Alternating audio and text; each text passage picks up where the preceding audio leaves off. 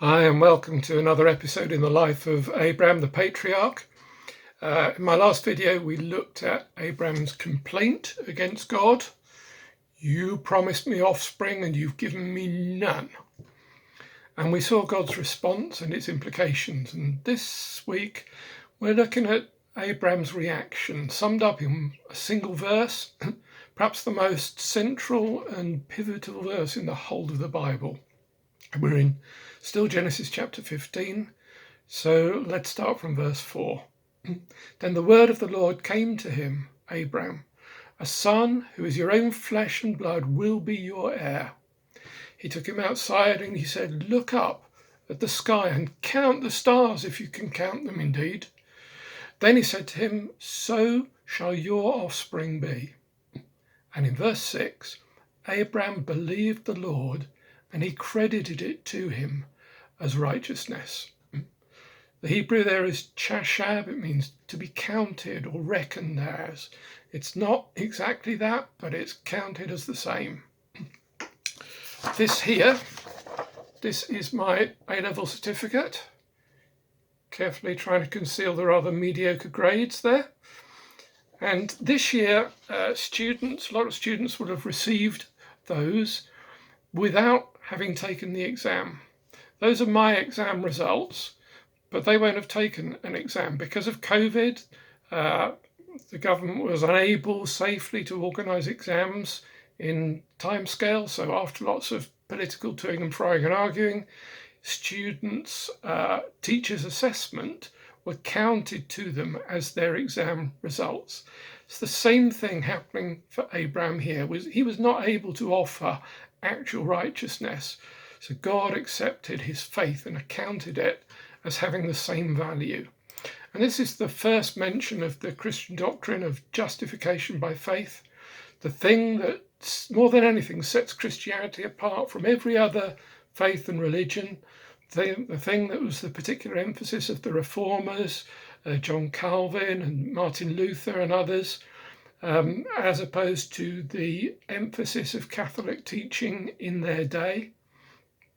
Paul picks up the same theme in Romans chapter 3 when he says, now apart from the law, the righteousness of God has been made known, to which the law and the prophets testify. This righteousness is given through faith in Jesus Christ to all who believe. And in the next chapter, he expands and explains, using Abraham specifically as an example. And he says, to the one who works, wages are not credited as a gift, but as an obligation.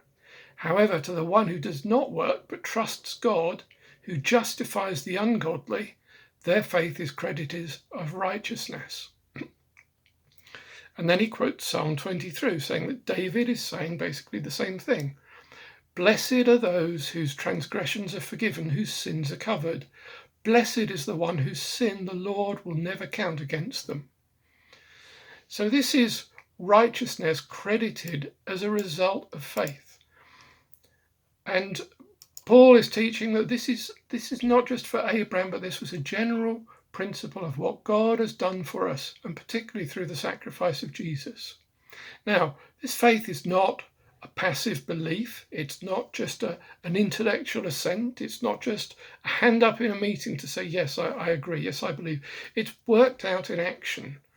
James said, faith without works is dead.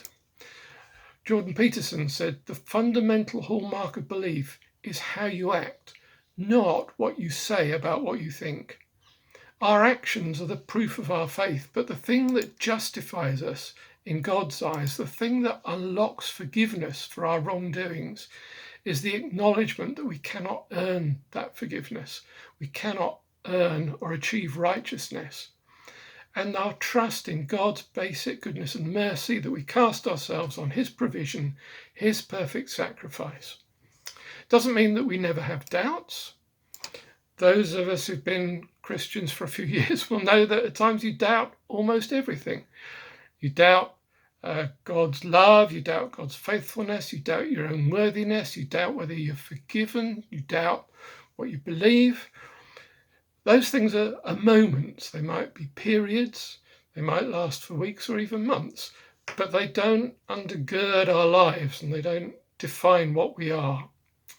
Doesn't mean that you never act out of doubt. Abraham did, as we'll see in a later video. But in God's eyes, he never lost his righteousness as a result of that, because his righteousness was not lent, but it was credited, to use the NIV term. See, a loan can be called in, a mortgage can be foreclosed, but a credit is yours forever. Something that's been accounted to your account is yours. Paul, again writing to the Romans, said the gift and call of God are irrevocable. I didn't do anything to make God love me, so there's nothing I can do to stop him loving me. Now, faith is not an excuse for bad behavior or bad living. It's a foundation on which to build a better life. And as James said, without works, faith is dead. You show me your faith without works. He said, I'll show you my faith by my works. How we live our lives demonstrates what we truly believe, whether or not it's the same thing as what we say.